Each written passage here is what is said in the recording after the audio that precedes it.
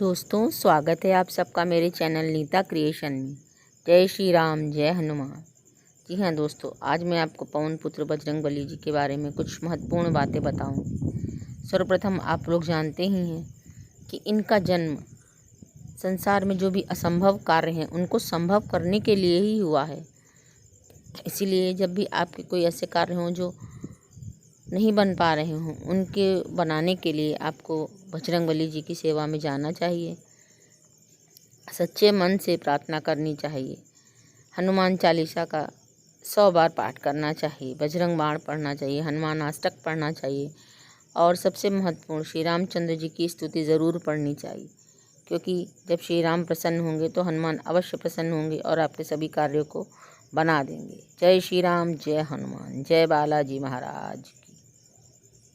दोस्तों, जैसा कि आप सब जानते ही हैं कि पूरी रामायण में हनुमान जी श्री राम जी के कितने काम आए हैं।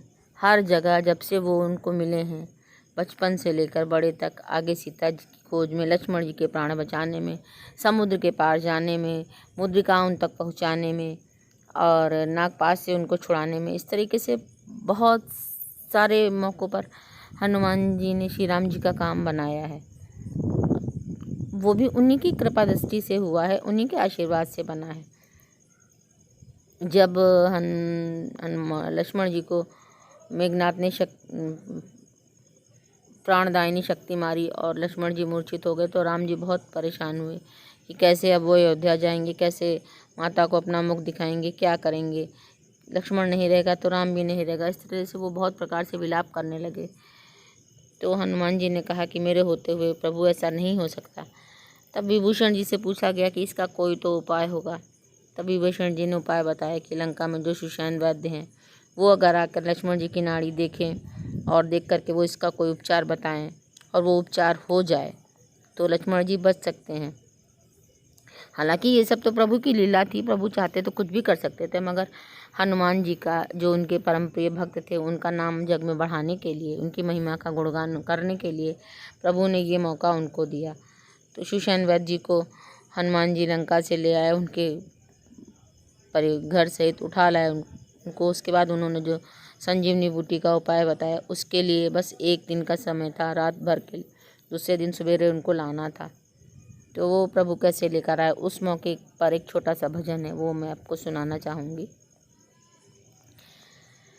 जाओ बजरंगी जाओ हनुमाना, जाओ बजरंगी जाओ हनुमाना, बूटी संजीवनी को लाके पिलाना। जाओ बजरंगी जाओ हनुमाना, द्रोणागिरी पर्वत पे होगा तुम्हें जाना, द्रोणागिरी पर्वत पे होगा तुम्हें जाना, किरण ना निकले पाए होगा लौटाना, लक्ष्मण के प्राण तुम्ही को है बचाना। जाओ बजरंगी जाओ हनुमाना, जाए तो जाए अवध कैसे जाए, पूछेंगी माता तो क्या बतलाए, रो रो के माता का होगा मर जाना। जाओ बजरंगी जाओ हनुमाना, बूटी संजीवनी को लाके पिलाना। जाओ बजरंगी जाओ हनुमाना।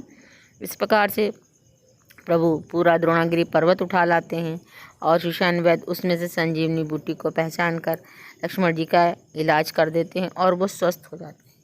इसी प्रकार से हनुमान जी महाराज अष्ट सिद्धि और 9 निधि के भी दाता हैं। ये 8 सिद्धियां और 9 निधियां उन्होंने अपने गुरुदेव सूर्य भगवान से प्राप्त की थी, जबकि इसमें कुछ सिद्धियां ऐसी थी जिसको शादीशुदा इंसान ही ग्रहण कर सकता था, मगर वो तो बाल ब्रह्मचारी का प्रण ले चुके थे, मगर उनको शक्तियां भी प्राप्त करनी थी, सिद्धियां भी लेनी थी। इसके लिए उनके गुरुदेव ने ही एक उपाय निकाला कि अपनी पुत्री के साथ उनका विवाह कर दिया।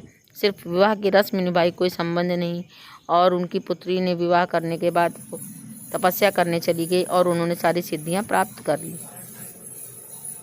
इस प्रकार उनको एक पुत्र भी हुआ दोस्तों, जिसका नाम था मकरध्वज।